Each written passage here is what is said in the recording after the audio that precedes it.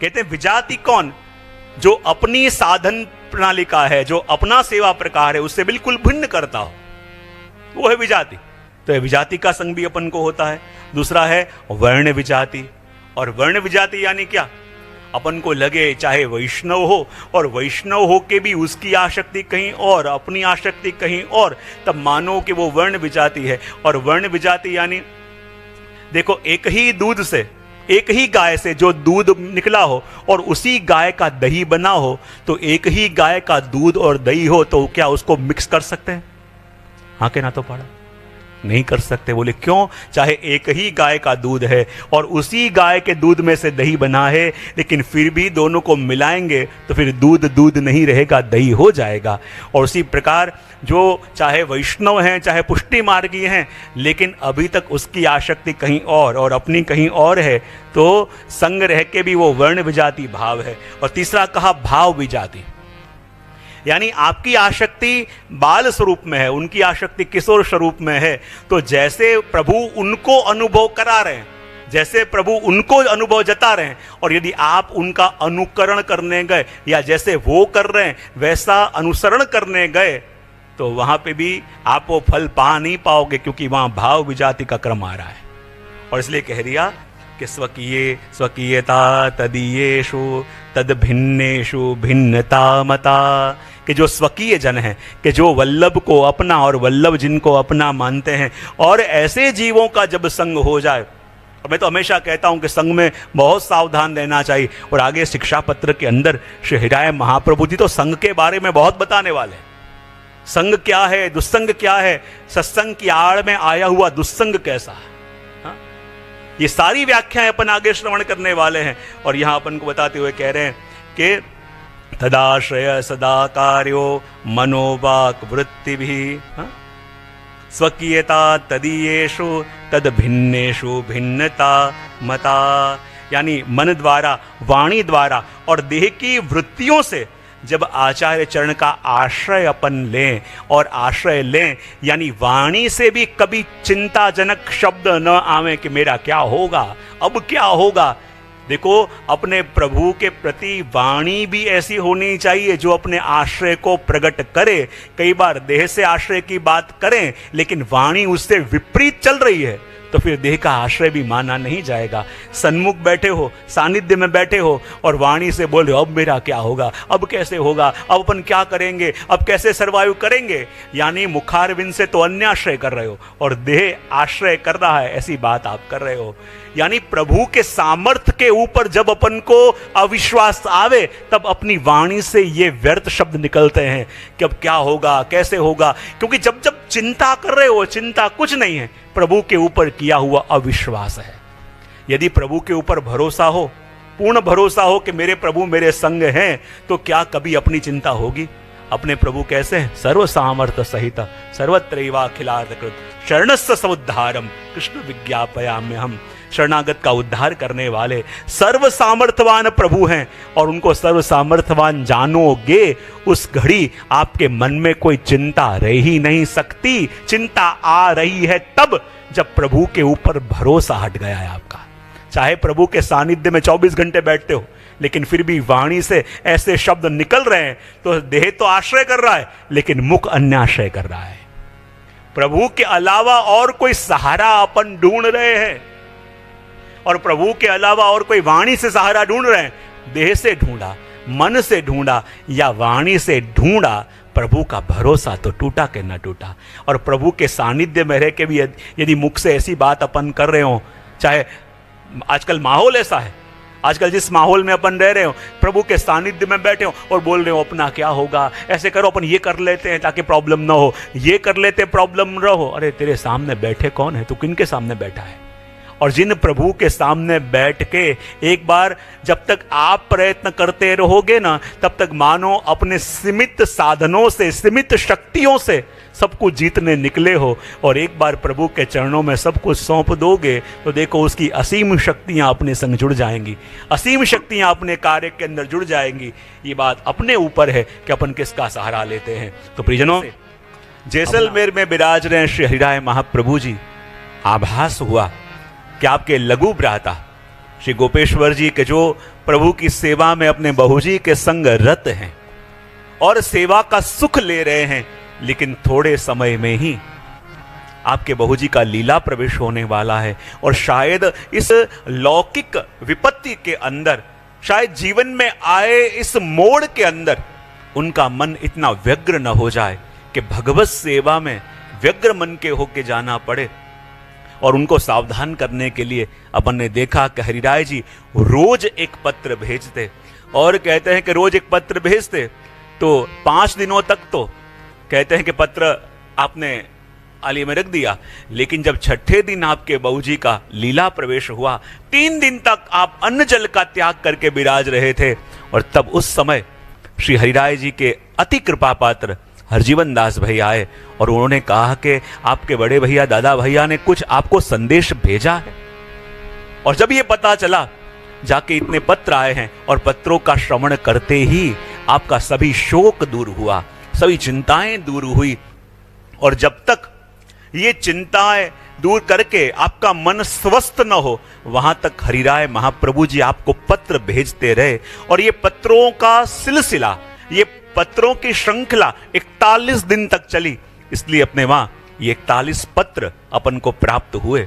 और कल अपन ने दर्शन किया प्रथम शिक्षा पत्र के अंदर कि जिसका ऐसा वैष्णव कि जिसका मन सारे लौकिक वैदिक कर्मों से उद्विग्न हो चुका है, जिसके हृदय के अंदर प्रभु के दर्शन का ताप जग गया है। और कहते हैं ना, कैसे जीव को अनास्था से घर में रह के सारे कार्य करने, वाणी का अवरोध करना, वाणी का निरुद्ध करना और भगवद लीला का चिंतन करना चाहिए। अब भगवद लीला का चिंतन करना चाहिए, ये बात आपने प्रथम पत्र के अंदर कही, पर ये चिंतन किस प्रकार करना चाहिए इसका उपाय भी श्री हरिराय जी ही हमें द्वितीय पत्र के अंदर बता रहे हैं। और दूसरे पत्र के अंदर आप वर्णन करते हैं कि प्रभु का चिंतन अपन करें। जैसे देखो, जब गोपीजन प्रभु होते सामने तब प्रभु की सेवा करते, लेकिन जब प्रभु गौचारण करने पधारते तो सभी सखियां मिलके प्रभु की एक एक लीला का चिंतन करते। देखो, जब प्रभु के सामने होते हो तो प्रभु की टहल करते हो, प्रभु के गुणगान गाते हो, लेकिन प्रभु के सामने जब बैठे हो, प्रभु के सन्मुख जब हो और प्रभु का नाम ले रहे हो, वो बड़ी बात नहीं है। लेकिन जिन प्रभु से दूर जाओ, अनवसर का समय हो, तो उस अनवसर के समय में आप अपना समय किस प्रकार व्यतीत करते हो, उसके ऊपर से पता चले कि प्रभु की कितनी निकटता अपन ने सिद्ध करी है, प्रभु के कितने निकट अपन आ चुके हैं। और इसलिए अनवसर के समय में जब सेवा पहुंच के आप आओ, और वो समय ठाकुर जी की सेवा से तो आ गए, लेकिन वापस आके यदि लौकिक उद्वेग, लौकिक चिंताएं, लौकिक सब खटपट मन में भर रही है, तो फिर ठाकुर जी के सानिध्य में रह के अपन ने किया क्या। और इसलिए कहते हैं कि किस प्रकार से उस अनवसर के समय में अपने मन को प्रभु की लीलाओं में लगाना। और हरिराय महाप्रभु जी कहते हैं कि जैसे कैसा भी स्वर्ण क्यों न हो, उसे अग्नि में डालो तो अग्नि में तप तप के वो शुद्ध हो जाता है। कैसा भी जल क्यों ना हो, गंगा जी में मिल जावे तो वो भी गंगा हो जाता है। उस प्रकार हमारे मन को शुद्ध करने गए, हमारे मन को शुद्ध करने का प्रयत्न करने लगे, तो हमारे अंदर इतना सामर्थ्य नहीं है कि मन को शुद्ध कर पाएं। लेकिन प्रभु की लीलाओं का चिंतन यदि इस मन से करेंगे तो हमारा मन सहज रूप से जैसे अग्नि में गिर के शुद्ध हो जाए धातु, जैसे गंगा जी में मिलके हर एक जल गंगा बन जाए, ऐसे हमारा मन भी जब प्रभु की लीला का चिंतन करता है तो वो भी अलौकिक हो जाता है। और इसलिए द्वितीय पत्र के अंदर श्री हरिराय महाप्रभु जी आज्ञा कर रहे हैं कि इस प्रकार से प्रभु के रसात्मक स्वरूप का चिंतन करके अपने मन को प्रभु में निरुद्ध करना। बोले कैसे? यशोदो संग लालित कचग्रतित वैणिकः मुक्ता फलल सद्भाल कुटिल कुंतलः। यहां श्री हरिराय महाप्रभु जी कहते हैं कि अपने पुष्टि मार्ग में सेव्य स्वरूप कौन से हैं, और सेव्य स्वरूप कौन है, ये जानोगे तब तो उनको भज पाओगे, ये अनुभव करोगे तब तो उनका चिंतन कर पाओगे। और आप कहते हैं यशोदो संग लालिता। देखो प्रभु का प्रागट्य आचार्य चरण कहते हैं कि मथुरा में भी हुआ और गोकुल में भी हुआ, लेकिन गोकुल में जो प्रभु प्रगटे हैं वो कैसे हैं, बोले रसात्मक स्वरूप। और गोकुल में यशोदा जी के वहां जो स्वरूप प्रगटा और यशोदा जी की गोद में बैठ के जो स्वरूप आनंदित हो रहा है, यशोदा जी अपने हाथों से जिसके केशों में वेणी गूंथते हैं, जिसके मस्तक ऊपर सुंदर मुक्ताओं की यलकावली है और घुंघराले केश जिसके मुख में आ रहे हैं, ऐसे यशोदो संग लालित प्रभु मेरे सेव्य हैं। ये पुष्टि मार्गी जीवों के सेव्य हैं। लेकिन देखो यशोदो संग लालित भी हर एक स्वरूप सेव्य नहीं है। बोले क्यों? क्योंकि जब जब भी कहते हैं ना कि द्वापर युग आता है, हर एक कल्प में जब द्वापर युग आता है तो हर एक द्वापर में यशोदा जी के वहां प्रभु प्रगटते हैं, लेकिन हर एक द्वापर में जब प्रभु प्रगटते हैं तो वो अंश रूप प्रगटते हैं। लेकिन सारस्वत कल्प के अंदर जब द्वापर युग आया और उस समय जब प्रभु यशोदा जी के वहां प्रगटे तो सारस्वत कल्प में जो स्वरूप प्रगटा वो पूर्ण स्वरूप प्रगटा, वो पूर्ण कृष्णावतार उस स्वरूप में हुआ। और कहते हैं कि वही सारस्वत कल्प में जो द्वापर आया और उसके अंदर जो यशोदा जी के वहां प्रगटे वो स्वरूप अपने पुष्टि मार्ग में आराध्य हैं, सेव्य हैं। इसलिए श्री गोसाई जी प्रभु चरण भी तो कहते हैं कि जानितम परमम तत्वम यशोदो संग लालिता।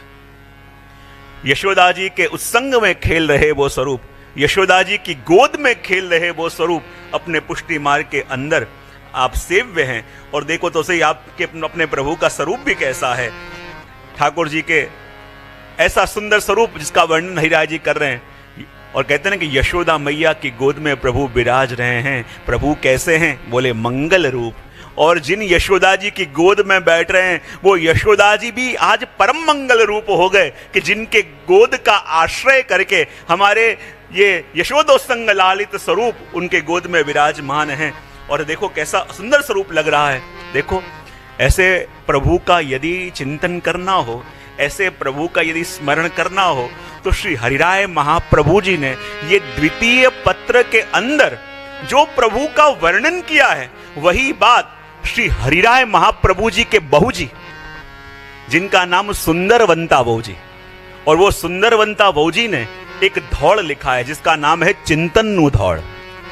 और वो चिंतन के धौल के अंदर ऐसे तो 108 कड़ी हैं, लेकिन 108 कड़ी के अंदर आपने पूरे ठाकुर जी के श्रीअंग का वर्णन, स्वामिनी जी के श्रीअंग का वर्णन इतने अद्भुत रूप से किया है।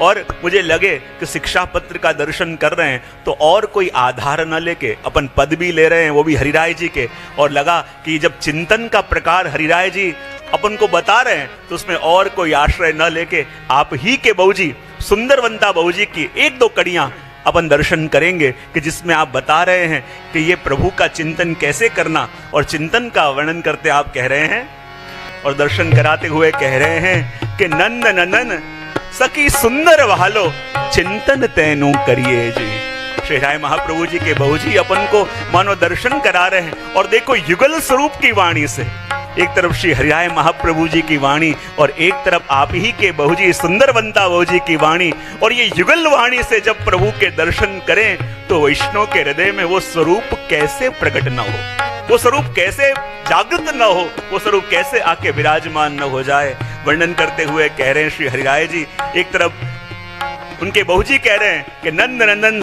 सखी वालो चिंतन देनु करिए जी, उस स्वरूप का चिंतन करो। बोले कौन सा स्वरूप? जिसका दर्शन हरिराय जी अपन को करवा रहे हैं। और कैसे प्रभु हैं? ग्रथित वैणी कहा कि जो यशोदा मैया के गोद में विराजमान हैं और जिनके लंबे लंबे जो केश हैं और उन केशों को गूंथ गूंथ के यशोदा मैया ने सुंदर वैणी गूंथी है। और प्रभु के केश में जब वैणी गूंथी है और प्रभु के मुखारविंद पे सुंदर मोतियों की अलकावली है, और वो अलकावली कैसी लग रही है उसका दर्शन कराते हुए हरिराय जी कहते हैं कि जैसे ठाकुर जी का श्रीअंग कैसा है, बोले नील वर्ण, नील घन वर्ण, और ऐसे श्रीअंग के ऊपर जब सफेद सफेद मोतियों की अलकावली धराई हुई है तो ऐसे लगता है कि जैसे नीले रंग का सुंदर कमल आज ब्रज के अंदर खिला हो और उस कमल के ऊपर सुबह के समय में ओस की बूंदें आके गिरी हों और उस नीले कमल के ऊपर जैसे ओस की बूंदें आके गिरी हों, वैसा ही दर्शन हो रहा है कि जब यहाँ नील वर्ण प्रभु और उनके मस्तक पे रही ये सुंदर मोतियों की माला, मानो ये प्रभु का मुख वो तो नील कमल है और उसके ऊपर रही मोतियों की माला, ये तो मानो और कुछ नहीं पर ये तो ओस की बूंदें हैं। और उन्हीं का चिंतन करने की बात यहाँ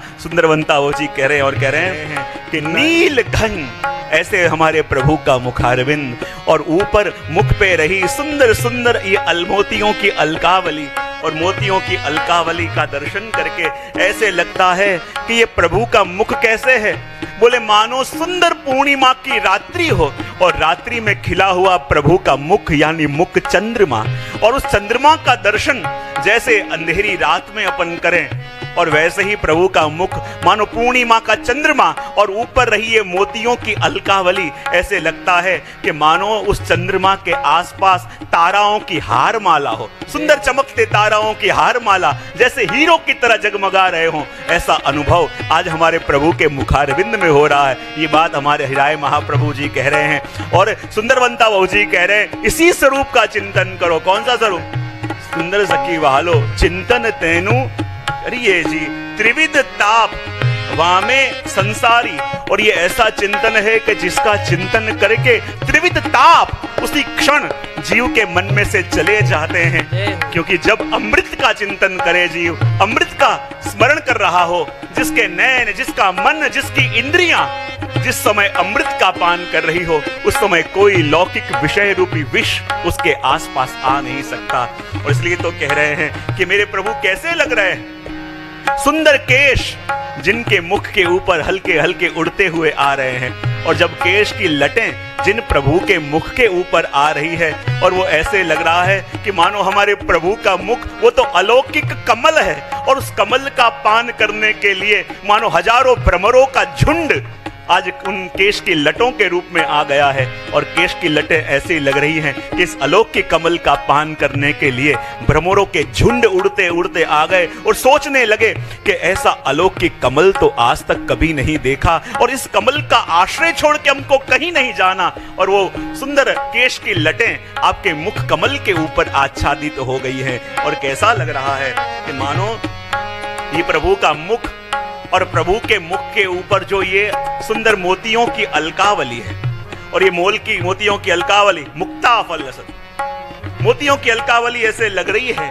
कि मानो प्रभु का मुख वो तो शाम मेघ की तरह है। और जैसे बारिश का मौसम हो, आकाश में अपन देखें कि कोई शाम बादल है और जैसे शाम बादल की ओर अपन देख रहे हो और वहीं हंसों का एक झुंड उड़ते उड़ते जा रहा हो, और जहां शाम बादल के आगे से वो हंसों का झुंड बहते हुए जाए और जैसी हार माला उन हंसों की लगती है, आज ऐसे ही लगता है कि ये शाम बादल रूप हमारे प्रभु का शाम मुखारविंद और उनके ऊपर रहे सफेद मोतियों की माला यानी ये हंसों का झुंड उड़ते उड़ते जा रहा हो उस जल के मेघ के ऊपर से, ऐसा दर्शन आज हो रहा है। और इसी स्वरूप का चिंतन करने के लिए हमको सुंदरवंता बहू जी कह रहे हैं और वर्णन करते कह रहे हैं, सबसे पहले तो मुखारविंद के दर्शन कराए और मुखारविंद के ऊपर रही सुंदर मोतियों की अलकावली और उस अलकावली के दर्शन भी अपन को कराए।